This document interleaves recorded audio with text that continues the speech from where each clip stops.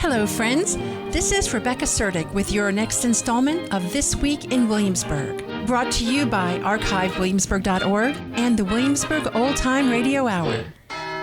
This week in 1903, the Reverend W.A.R. Goodwin arrived in Williamsburg. The new rector served Bruton Parish Church for many years. His dedication to historic preservation and gifted fundraising skills were instrumental in the restoration of the colonial capital city.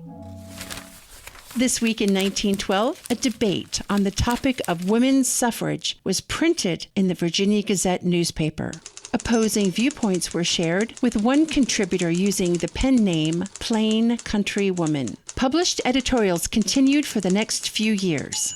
This Glance at the Past has been brought to you by archivewilliamsburg.org and the Williamsburg Old Time Radio Hour, where hometown history comes alive, online, on stage, and on the air. I'm Rebecca Suerdieck. Thanks for listening.